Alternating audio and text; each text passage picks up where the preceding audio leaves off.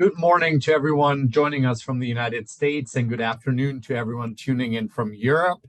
My name is Jörn Fleck. I'm the Senior Director of the Atlantic Council's Europe Center, and I'm delighted to welcome you to today's public event hosted by the Europe Center's Balkans Forward initiative on the Berlin Process Summit 10 years on, lessons learned and next steps for the Western Balkans Six. Initiated in 2014 by the German government, the goal of the Berlin process has been to foster regional integration in the Western Balkans, facilitate the resolution of bilateral, internal, and regional issues in the Western Balkans, and support the process of EU integration for the region. When it comes to these objectives, and especially those of economic integration and improving the preconditions necessary for the Western Balkans integration into the European Union, the Berlin process has featured a number of initiatives between the Western Balkans six countries, including the common regional market designed to better connect the region's economies, the green agenda to align the Western Balkans with EU sustainability goals, and regional FDI, foreign direct investment screening standards, which aim to harmonize investment policies with the EU and make the Western Balkans more attractive for investors. But as most of our viewers will be well aware, progress has been mixed on these goals, with intra-Western Balkans Six trade and FDI, for example, remaining modest, and convergence with EU standards varying widely among different countries and different policy areas.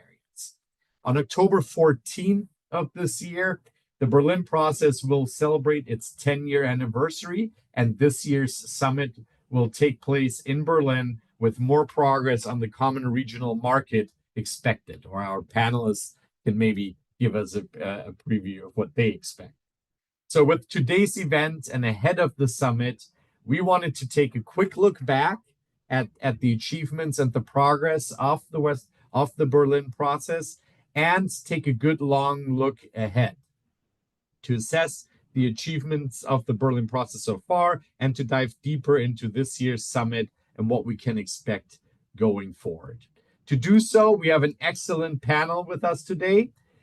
We have Niels von Redeker, head of the Western Balkans division at the German Foreign Office. Warm welcome, Niels. We have Branimir Jovanovic, economist at the Vienna Institute for International Economic Studies. Great to have you with us.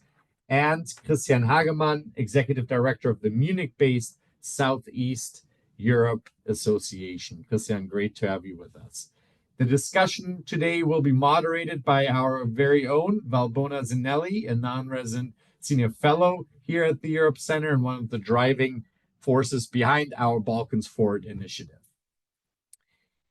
Today's event is part of the Europe Center's Balkans Forward initiative, which aims to advance the region's Euro-Atlantic integration through real-time analysis and convenings like the discussion today. With that, I encourage all viewers to get ready to ask their questions as part of the conversation at askac.org. That's askac.org. And I will now turn it over to Valbona to kick off today's discussions, and look forward to an interesting conversation. Over to you, Val. Well, thank you very much, Jörn, for that kind introduction, and good morning to our audience in the United States, and good afternoon to our audience in Europe and elsewhere. I'm very glad to moderate this very distinguished panel today, and I wanted to start by thanking everyone in Europe. We have our panelists in Berlin, in Munich, and in Vienna for joining us on a Friday afternoon, but I think really this is a very important topic, and we're glad you are here with us.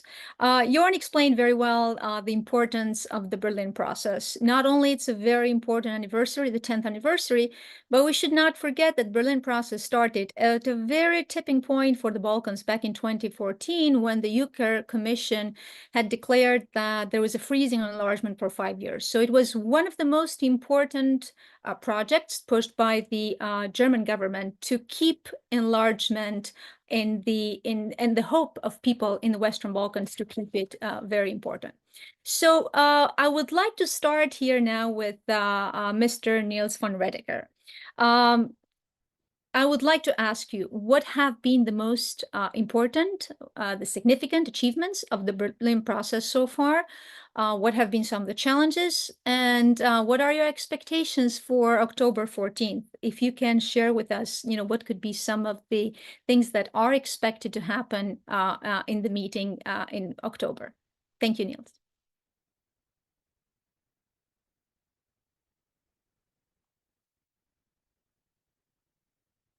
You're muted, Niels. Sorry. Yes, great. Thank you for the invitation. I think the first event that I attended before I took my new position here in Berlin was actually in DC at the Atlantic Council about a year ago. And that's when we met for the first time, Valbona. So thank you for your invitation. And about the greatest achievements of the Berlin process, that's the first part of your question. You already touched on it. I really would say the greatest achievement is to open the EU perspective for the 6 Western Balkan countries at a time when there was an enlargement fatigue in the EU, and the Commission declaredly was not very willing to move on.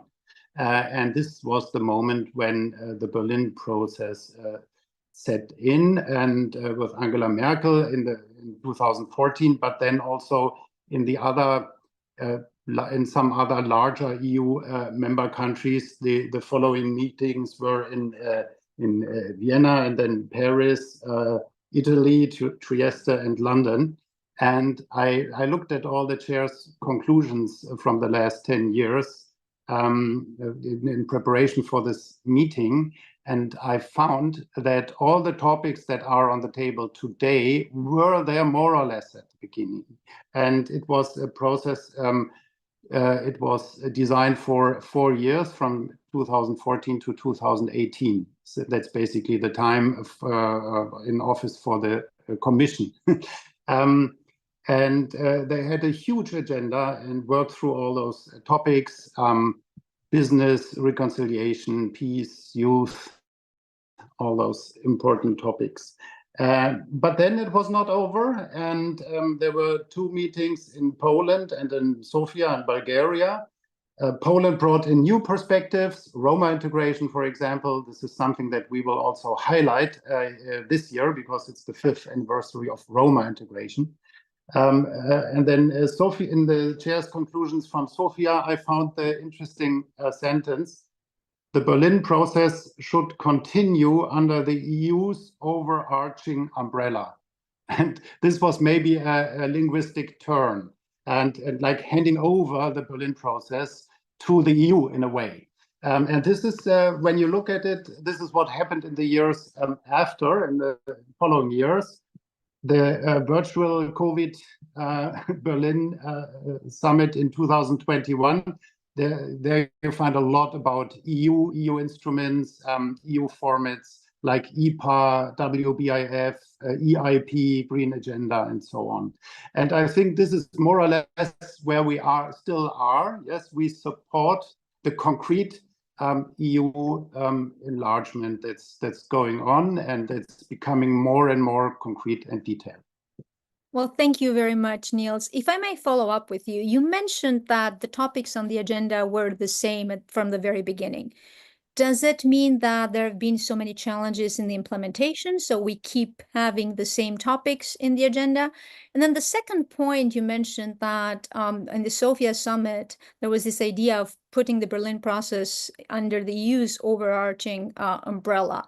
I think there was some disinformation at the beginning also when this process was pushed in the Balkans, that this will be a complementary, let's say, project on the EU. Or there was even some skepticism, some fear that this is what the EU can offer to the Western Balkans, and enlargement is out of the table.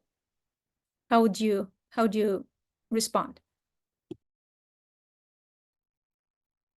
I didn't hear all of what you said, Valbona. I had some technical glitches, but I think I understood the gist of it. No, I think it's the opposite. I think it was really, as I said, to keep this EU perspective open, not to create a substitute. And that's what I see in the chair's conclusions from the very beginning. I think it was a very wise move politically. The fact that those topics from the beginning are still on the table for me only shows that they are important topics, and we've made a lot of progress in the meantime. We have a lot of deliverables, achievements. I could name them all now. I have a list in front of me. You can find them very nicely presented, I must say, on the website www.berlinprocess.de.org. Let's just mention connectivity agenda from the beginning, declarations on reconciliation, and we also have this on the agenda this year. West Balkan Fund, we have RICO, Regional Youth Cooperation Office, Green Agenda, and maybe what I should also mention, it's a German creation, the Bilateral Regional Climate Partnership. This is a bit something new. I mean, this came in like 2 years ago, and this is connected with heavy funding also from the German government for the region. It's 1.5 billion euros, and we've been working on that agenda for the last 2 years. So this came up in the context of the Berlin process. Well, thank you very much, Niels. And what's actually very important is that Berlin process nowadays is not just one meeting. I've seen that over the last several weeks, there have been meetings of different ministers from the region to discuss about the Berlin process. So maybe some of the areas that you mentioned, like the green agenda or climate or energy, will go more into details in our conversation. So thank you, Niels. I'd like to ask Christian, Mr. Hagemann, next week, we will have the Civil Society Forum as part of the Berlin process. And this has been a forum that's been very important in shaping recommendations and priorities also for the Berlin process. I've been proud to participate in most of them, and I've found them very useful always. How do you see the engagement of civil society in terms of the decision-making processes of the Berlin process, but also in pushing the Western Balkans in this EU integration agenda? Yeah, thank you very much, Val, for this question and for having me. I would say that civil society is really important in the process, as they have been part of the Berlin process for the past 9 years. So only the first year didn't have them included. And I would say that the Civil Society Forum has developed into the main and central venue to include Western Balkan civil society into this process. And this year, we as Southeast Europe Association and the Aspen Institute Germany, with the support of the Federal Foreign Office, were asked to organize the Civil Society Forum again. And what's for us crucial for is that we find, we offer a venue to discuss and produce recommendations which are really based in the civil society from the entire region. So we had a preparatory workshop earlier this year in the summer, where we invited over 100 NGOs and think tanks to discuss recommendations in 7 different issue areas. And these will now be presented next week at the conference. But this is not the only venue where we will have the feed into decision-making processes, because at the conference, our participants will meet ministers or other decision makers and actors relevant for policy implementation. We also support advocacy meetings, talking directly to ministerial staff and the people actually working on the policies. And also, I'm glad to tell that 2 of our participants were also allowed to participate this week in the foreign ministers meeting, which was also a very great opportunity to present some of the recommendations there. Thank you, Christian. You mentioned that there was already a meeting in July. Can you share with us maybe what are some of the new recommendations that you have not seen in previous years? Yeah, sure. When we met in July, we had several different topics that were not discussed before. For example, the German government put now the gender issue on the agenda, and we also added this to the preparatory workshop, and also discovered, I would say, that there were many NGOs working also on these issues in the region and included them. And what I found interesting was that like many of the processes that are currently taking place are not really gender mainstreamed, and this was one of the recommendations of doing this for the processes. Another one that I found very interesting relates to issues of reconciliation and dealing with the past, which is always a very important issue for Western Balkan civil society. And what was especially interesting about this year's recommendation was that they added a specific Roma perspective to this. And they supported including also Roma issues and the role of Roma during the wars in the 1990s. And this is also something I hadn't really heard before in this. Well, thank you very much. And I think we will go deeper into the role of civil society and maybe the youth a little bit later on. I would like to turn to Branimir, Mr. Jovanovic. Now I'd like to hear from a scholar perspective, what are the key economic effects of the Berlin process on the Western Balkans in terms of infrastructure development, climate, energy, but also regional cooperation. That's been one of the key areas of the process itself. Thanks, Alvona. Jörn used the phrase, if I'm not wrong, in the beginning of this event, the impacts, the results have been mixed. I would say that it's actually very hard to say. I wouldn't even use the word mix. I would say that it's very hard to say what have been the effects in terms of the economic effects or the impacts, or in terms of energy or transport or infrastructure or any related area of the Berlin process. And why? Because if you go at the Berlin process website, you will see it lists, if I'm not wrong, 37. It just names 37 projects in terms of, if I'm not wrong, transport, and 8 projects in the area of energy. But there are no details what are these projects. So you cannot really see which projects have been supported by the Berlin process in order to say what have been the effects, whether the process has been effective or not. Moreover, even if you find such projects, which let's say the Berlin process has supported, oftentimes, like for example, I don't know, the railway between, I don't know, Bulgaria and Albania, it's very hard to say whether this is the result of the Berlin process or the other initiatives which are already there, which are supporting the same initiative at the same time, like, for example, EU money. So in terms of infrastructure and energy and transport, I would say it's very hard to say whether the process has had any impact so far. In terms of economic cooperation in the region, again, I mean, here I would say it's kind of more clear that the effects have been very small, very minor, because if you look at the intra-regional economic cooperation measured through, let's say, trade or FDI investment in the region. So, for example, FDI, which the Balkan countries have among themselves as a share of their total FDI, and vice versa, the same story for exports and imports, you will see that this intra-regional cooperation is stagnating in the region. It's not improving over time. So you cannot say that today the intra-regional cooperation in the Balkans is better than 10 or 15 years ago. So in that sense, I would say that the results have been, we can clearly say that the results have been kind of small. And in terms of integration into the EU, I would say, again, the results are very minor, because 10 years after the Berlin process, we don't see we haven't seen big progress in this respect. Yes, we saw something in the last year, but I don't think that's related to the Berlin process. I think it's related to the invasion of Ukraine.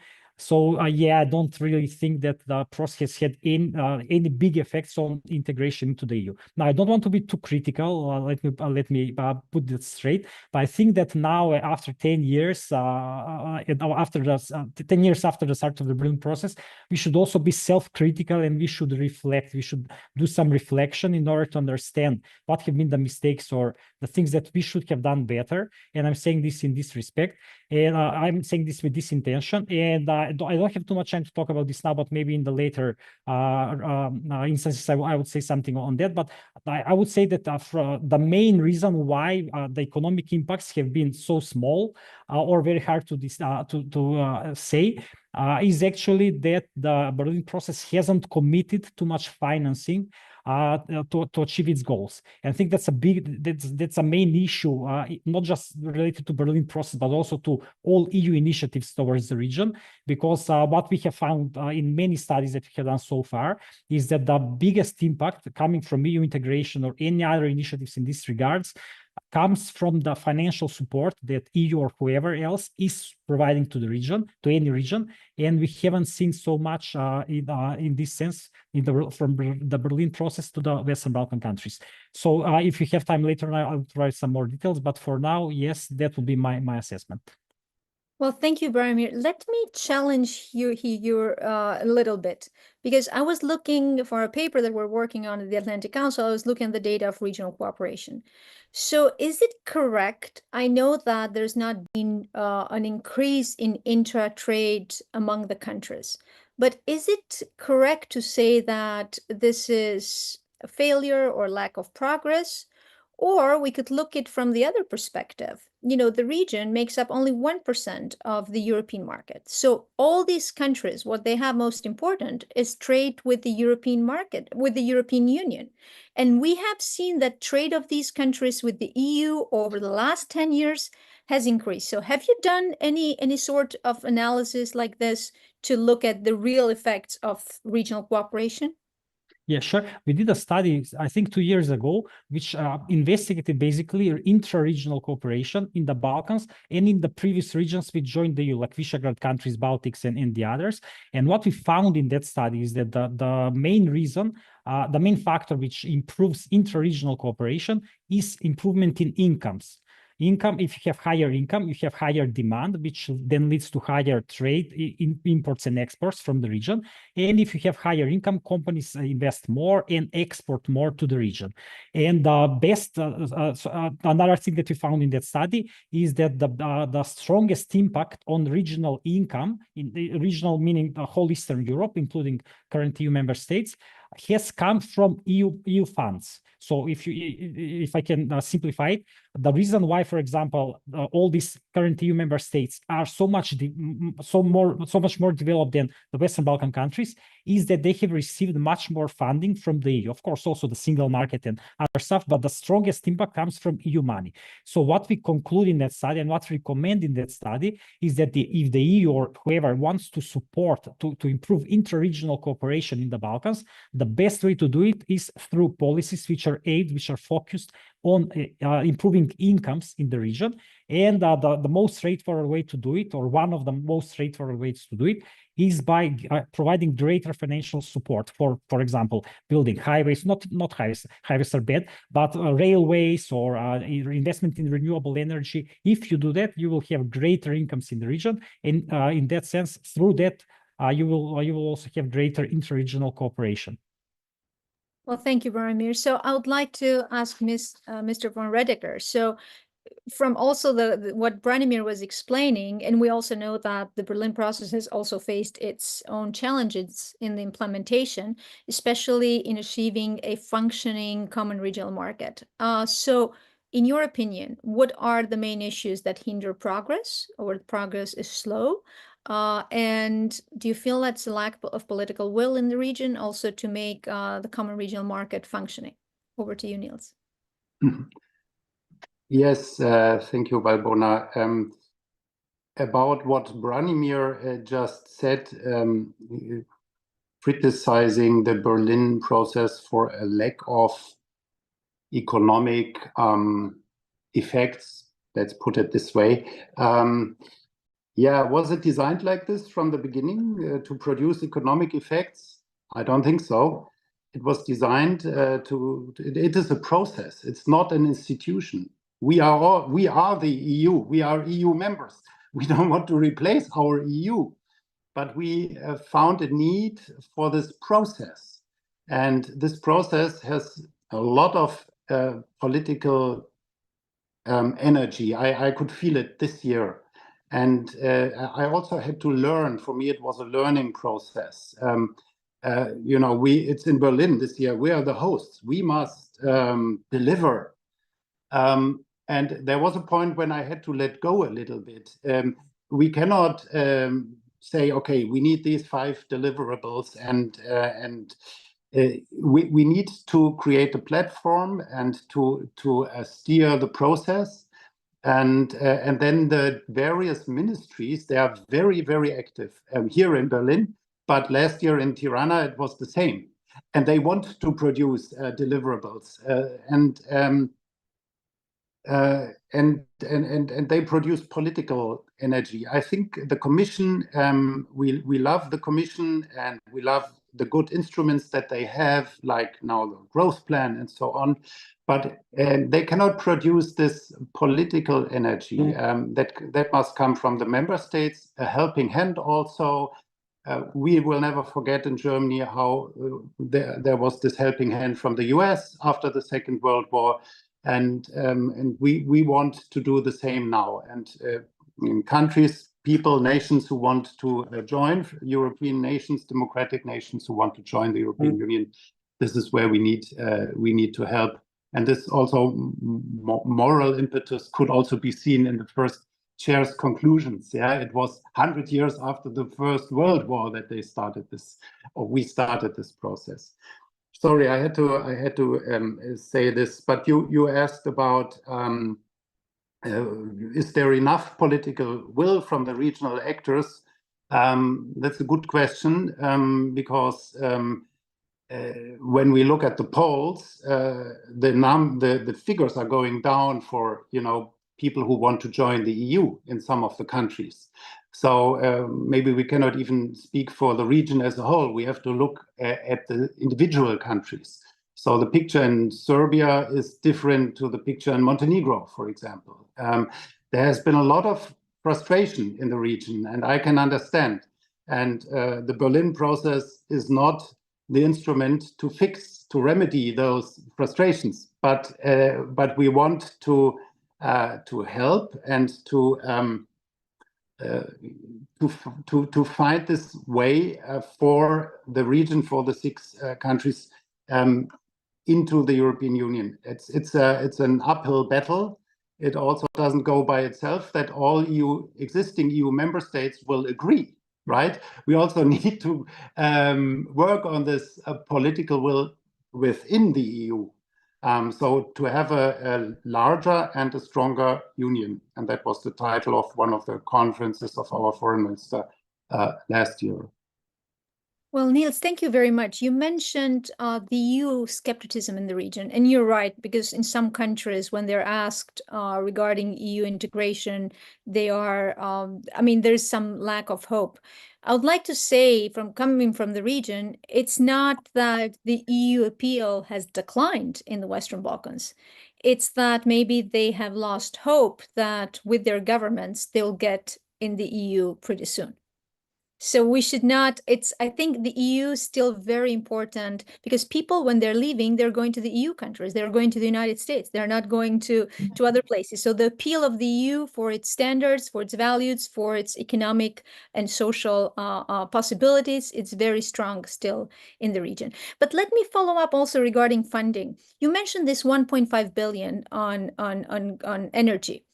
Could you tell us a little bit more? Because I think one of the areas where we all need to do more, it's in strategic communication, in talking about those important projects. Yeah, I can't go too much into the details here. It's with another line ministry, our Ministry for Economic Cooperation. But what I've seen is it's loans and grants. It's 1 billion plus 500 million. And most of it has been assigned, dispersed, used, implemented in the region. As always, and you can criticize it, maybe parts of the money were assigned anyway or are part of a certain program or so, but that's always the case. You have to make things visible and to tell the story and to say, okay, Germany supports the EU approximation for the Western Balkans in the field of climate protection, because this is where the EU has made huge progress in the last years, and we don't want you to miss the train, so we support you. And in the same year, actually, I looked it up in the chair's conclusions, France also came up, okay, wait, we also allocated 1 billion euros altogether over the last 3 or 4 years to the region in this field. And this is fine, yeah? And maybe it's an incentive for other members to say, well, we will also work on this. So it's this helping hand, and we have not forgotten you, we've not forgotten the region, and we want you to be a member of the club. That's what we work for every day. No, this is very important because 1.5 billion, it's really big amount for the Western Balkans. We're all talking about, and this brings me to the other question about the growth plan that has 2 billion plus 4 billion in loans, like this very big project, the Marshall Plan that will help the region. But this is important money. And if I'm correct, Niels, I think Germany, in terms of bilateral development aid to the Western Balkans, it's more than $10 billion. Sounds depends on how many years you count, but it sounds from the 90s, from the very beginning of the 90s. Yeah. And these are very important facts out there that are important to show also in terms of bilateral relations, the support that Germany has given to the Western Balkans. Yes. You mentioned the Western Balkans growth plan. Do you want me to comment on this, Please, or if you have any later? comments. Yes, please. Okay. What we didn't know the growth plan when it came out. It was a surprise to us as well. It was designed in the European Commission. By the way, the European Commission was part of the Berlin process from the beginning, from the first year. And so this week, for example, we had, of course, Vahey, the commissioner, there at our foreign ministers meeting, plus also the presidency, Seato, the foreign minister, and it was like this from the very beginning. So it went hand in hand from the beginning, and I was very happy to see that in the growth plan, actually the Berlin process was mentioned. For me, this was like a huge sign of respect for what we have achieved there, and I think there's a need, and the Commission also sees the need that we continue this because it helps. It helps, and the Commission has seen the need, okay, we need to disperse some more money next to all the other instruments that we have already had for many years, but additional money to create an incentive for the countries to move ahead with their reform agendas. And I think we are on a good track here. Unfortunately, Bosnia-Herzegovina has failed to agree on a reform agenda this fall. The other 5 have agreed on a reform agenda. They probably, if that stays like this, they will not get money out of the growth plan this fall. But there's another chance in half a year.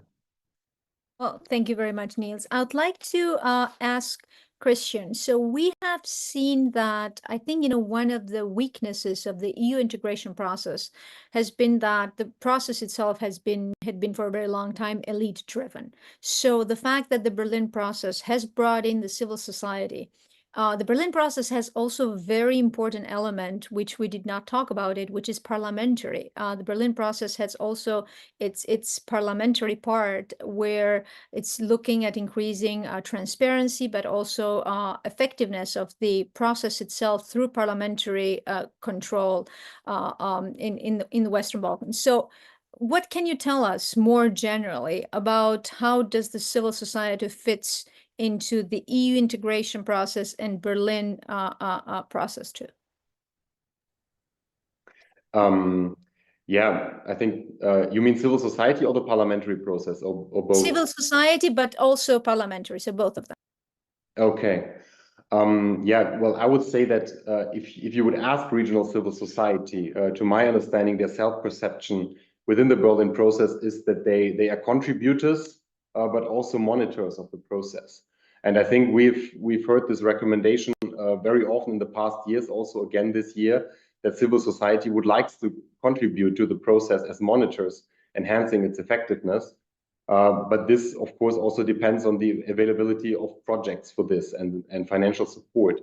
And we have seen in the past that there are these projects, and some think tanks are already working on this. But I think it would be a real advantage if this could be fostered in the future and done more. What I found interesting is that some governments are discussing now to include civil society organizations also into their own implementation mechanisms and committees. So I think this would really be a huge step ahead if you look at what civil society wants to achieve in their role and how they could have somehow a direct say in these processes. And this could surely enhance transparency of the process. When it comes to the parliaments, they have, of course, a different role because they are also directly responsible for implementing and ratifying the agreements of the Berlin process. But at the same time, you already mentioned it, the process, it's a governmental process, it's rather leader-centric, so including parliaments would, of course, foster the ability of more political actors to be also included. And I think if I remember correctly, we had last year in Tirana, the parliamentary conference that already called for a stronger role of parliaments in the process.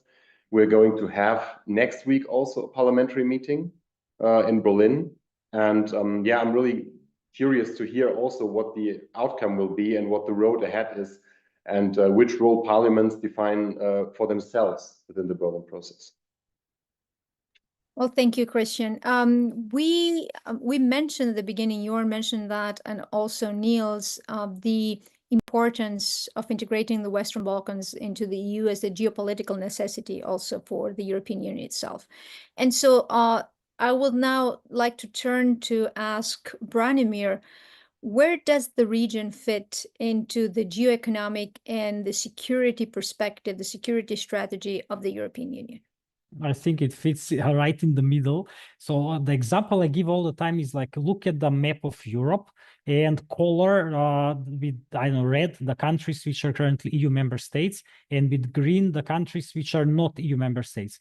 So you will see that the map is unfinished. You have a red picture with a big part of green in the heart of it, in the middle of it. So it's like kind of another example that I give it. It's like kind of you play a game of risiko, and you start to, you know, you want to go to other territories like Ukraine or whatever, Moldova, Georgia, but you have some territories on your continent which your enemy or opponent which you don't control. Let me put it that way.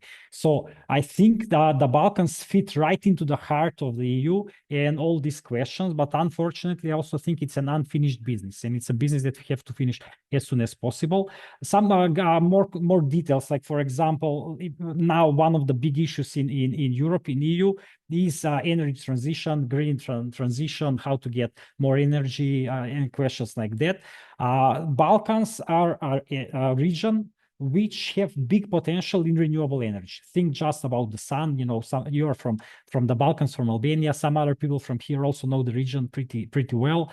Balkans have in general 40% more sunny hours per year than, for example, Austria or Vienna. That's a huge untapped potential. And on the other hand, you have basically no investment in solar plants in the Balkans. Hydro, very similar.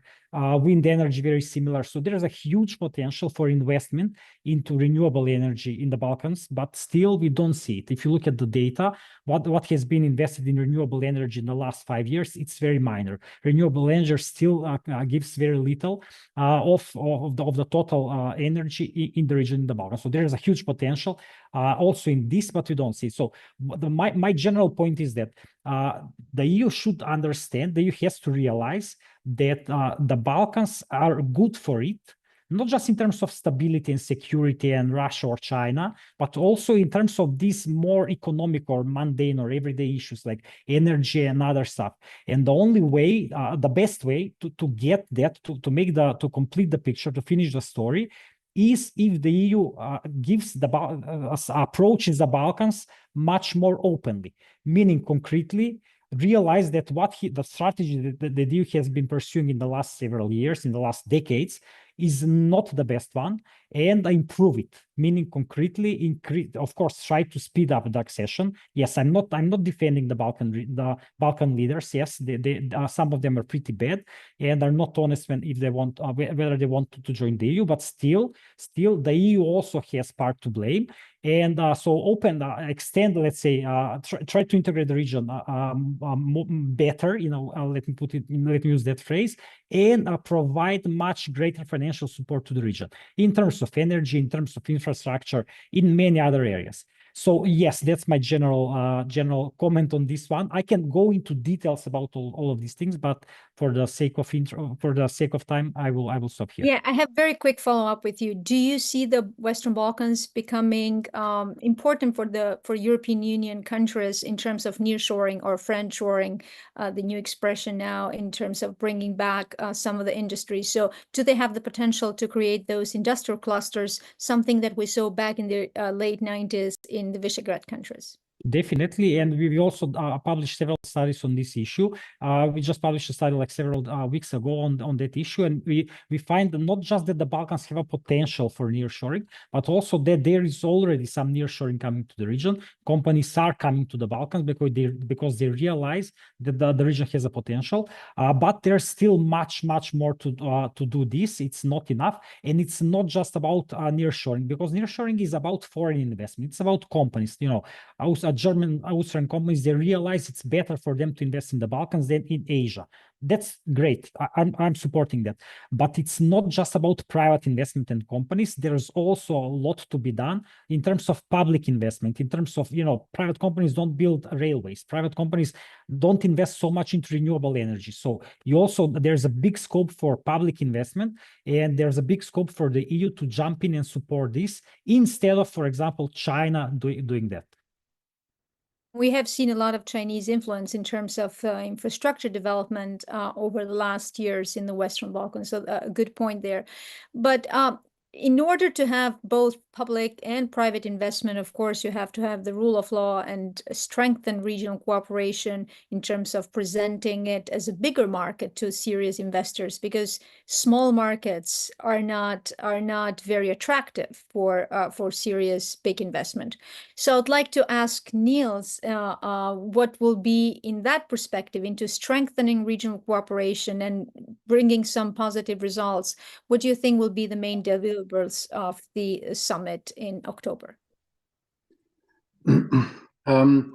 Yes, the main deliverables are actually this time in the field of the common regional market, I would say. It was in the media. Everybody probably who's interested saw it, the so-called CEFTA unblocking.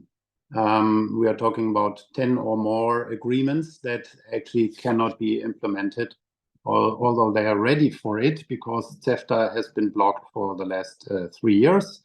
We are talking about all the 4 important freedoms for goods, persons, services, capital, things like e-commerce, parcel delivery, prevention of geo-blocking, or recognition of professional qualifications. So this would be a huge, significant step forward if that happens by the end of by mid-October for the summit. And you all know Manuel Sarrazin. Optimistic? Are you optimistic, Niels, that will happen? Yes, I am. Manuel Sarrazin, our special envoy, worked hard with his team and for a whole year. And we are almost there at the finishing line. We have very good signals from all the 6, especially also from 2, Kosovo, Serbia. And it will bring a huge benefit for everybody in the region, including for Germany and for other nations who do trade. But also for Kosovo, if UNMIK suddenly is not there anymore in CEFTA, but it's Kosovo speaking for itself with an asterisk, but that's how it is also in other organizations. So that's a huge step forward. And of course, we wait for the borders to open, for the trade ban to be lifted. That was part of this deal. It was in the media. You've seen it. And this is what we currently work for. Let me also mention the 5th mobility agreement, access to study. That could be something that could be signed.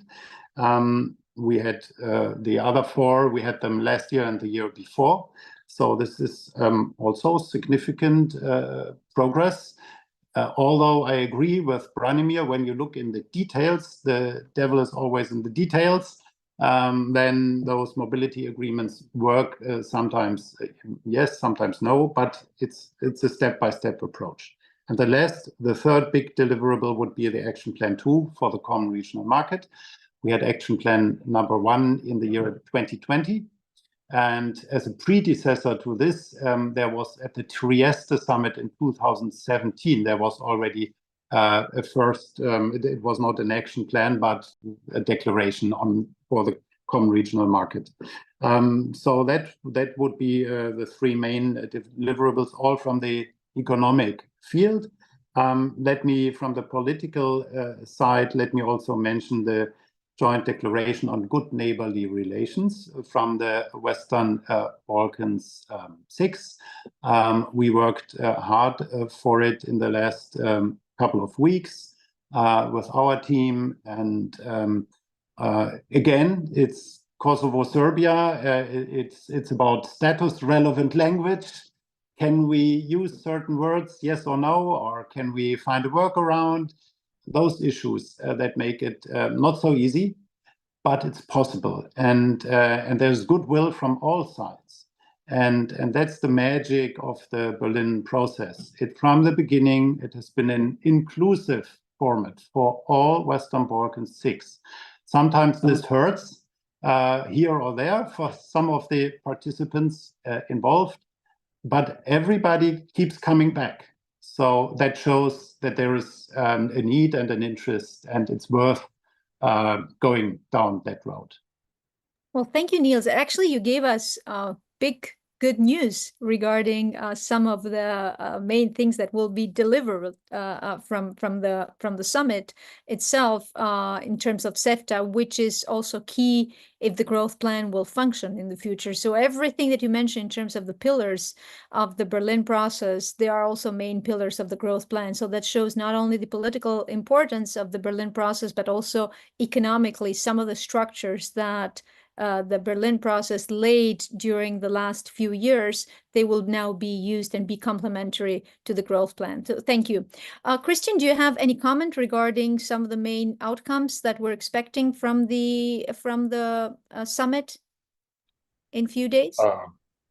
Well, I also agree that this would be very good news, and that this would be an outcome that would really match the 10th anniversary of the Berlin process. I would probably add also link to what Branimir said. If you look at the Berlin process, also from an economic perspective, the region is interesting for investments, but still you need labor force for this. And I think there it's important also to mention that young people are also an important component of the Berlin process, which is addressed, has been addressed since 2016, basically, since the establishment of RICO. And the establishment of the Youth Forum, which is somehow a sibling of the Civil Society Forum, that's also supporting the Berlin process with recommendations, and RICO basically offering money for projects within the region to make the region also more livable for young people. And I think this is crucial to mention, that this is not only an important step when it comes to reconciliation, but also when it comes to young people's perspectives in the region. Which basically also will influence the economic fate of the region, of course. Well, absolutely, Christian, because at the end of the day, it's about how to improve lives of people in the Western Balkans. Right. So as you rightly point out, this will be great news and will be a real celebration, not just an anniversary of the Berlin process. I have 2 questions from the audience to start with. The first question is, beyond Germany, what is the role of other individual EU member states in the Berlin process? Is there any way to address bilateral disputes? This is the second question, between Western Balkan countries and the EU countries throughout the process. And I believe we know what countries we're talking about. Niels, would you like to take this question? Yes, sure. So the participants, the group of participants, it grew over the years, but it has been, I think it has reached its peak number, and it will not grow further. Although there are other countries who also are very helpful in the Western Balkans. I don't know, the Netherlands, Norway, what have you. But I think it will stay like this. So it's a mix, a hybrid mix, let's say, of members, EU members, non-EU members. We have the UK, larger countries, smaller countries, and neighbor countries. So all the relevant neighbor countries, let's say Greece, Bulgaria, Croatia, they are all part of this Berlin process. So I would say yes. I mean, I've seen it this week at the Foreign Affairs Ministerial. There are bilateral meetings taking place in the margins of the Berlin process. So they asked us for rooms. Yes, okay, now I need to talk to this country delegation, and I need to talk to that. And then we try to cater for that. So this also happens with other formats, of course, but also within the Berlin process. Yes, that happens. It's not the only process, the only format where this happens, but it also happens in the Berlin process. And I mean, the big good news for EU enlargement for the region from the last weeks, I think, was the message from Greece that they will support Albania or not block Albania anymore for the next steps to be taken.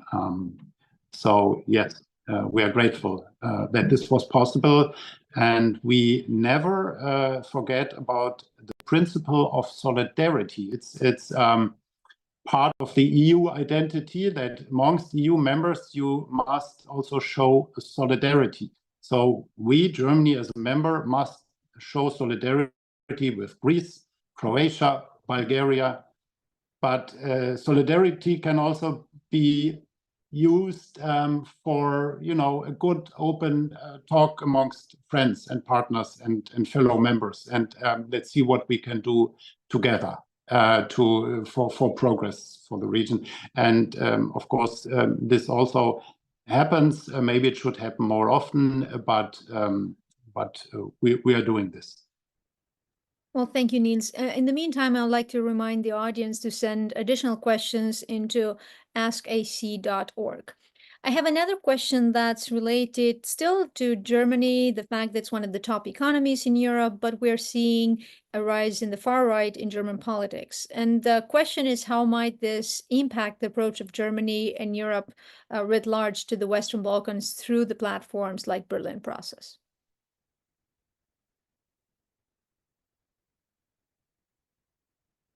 Maybe, Christian, would you like to take this question? Yeah, thanks, Val.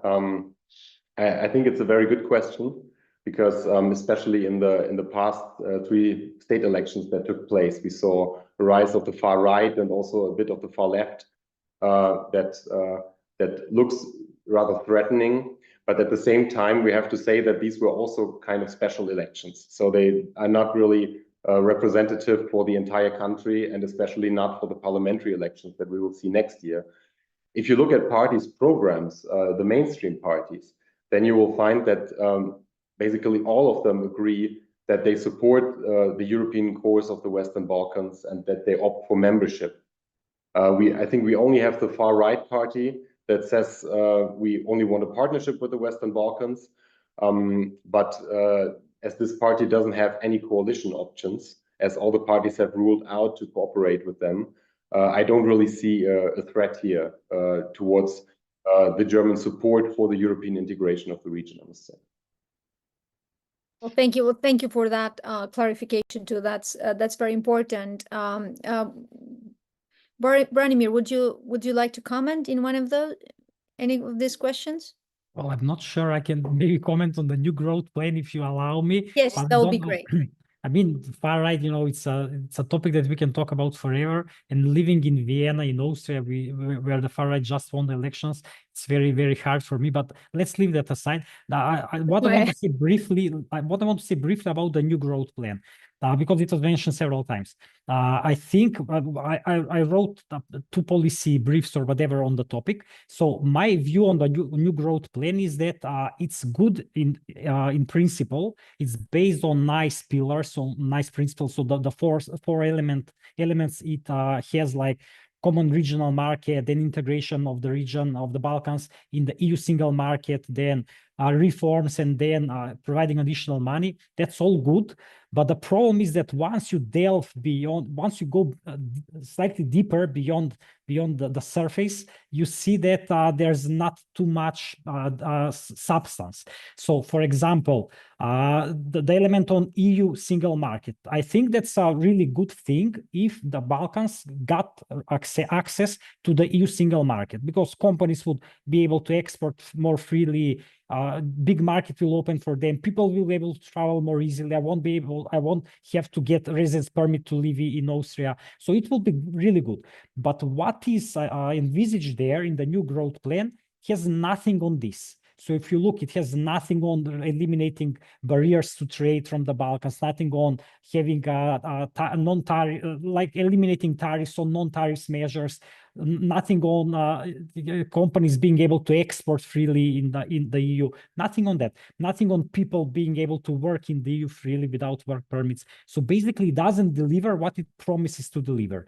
And just one more point on the financial part of the plan. Yes, it's 6 billion euros, 2 billion euros of grants, 4 billion euros of 2 billion grants, 4 billion loans, so 6 billion in total, but it's spread over 4 years, which means it's 1.5 billion per year.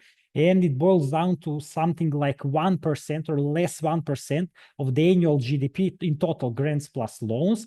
So that's not too much money. It's basically the same amount of money which the countries are currently, or even less than what the countries can currently get under IPA. So 2 years ago, the EU announced this economic and investment plan for the Western Balkans, if you remember it, and it was envisaged to be 30 billion euros, 9 billion of grants, and up to 20 billion of loans. So we have that already in force. The Western Balkans can get this 30 billion from the investment and economic plan from the EU. And that's with the attraction of private investment, Branimir. So sure, but yes, we don't see any impact from this economic and investment plan. And now the new growth plan is much smaller than that. It's 5 times smaller, just 6 billion. So I don't think, again, that it will have any substantial impact on the region. That remains to be seen. We'll see, because I believe that together with the IPA funding and the funding that's coming bilaterally from different governments, that will add up into the funding that's going into the region. Before we close, and I thank this very distinguished panel, I have a very final question for you, Niels. We met a year ago at an event of the Atlantic Council. What can you tell us about the role of the United States in supporting Germany and the European Union in the integration of the Western Balkans into the Euro-Atlantic institutions?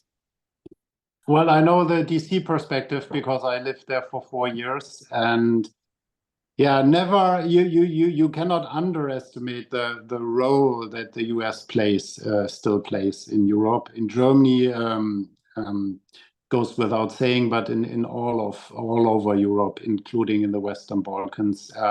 And I was in Brussels 2 days ago for a Quint meeting. The US colleague was also there, and it's always so important, so helpful. We need this shoulder to lean on in Europe, and we appreciate the leadership that we see coming from the current US administration, and also that includes for the Western Balkans. The situation was rough and tough over the last year, here and there. Even several persons died. One policeman from Kosovo died. And the US is sending the right signals of force, of strength, together with NATO. And this will, the need for this will remain. And we all watch now and wait for the US elections. Well, thank you very much, Niels, for reminding us on the importance of transatlantic coordination. And I think a German-American partnership is the backbone also of transatlantic relations. So thank you very much. Let me take this opportunity to thank Niels, Christian, and Branimir for being with us on a Friday afternoon here in Europe and sharing your thoughts, your ideas on the future of the Berlin process and some of the achievements of the process. And thank you, Niels, for sharing the good news. I think this is going to be not just an anniversary, but a celebration of the Berlin process. And with that, thank you very much. And we hope to see you soon.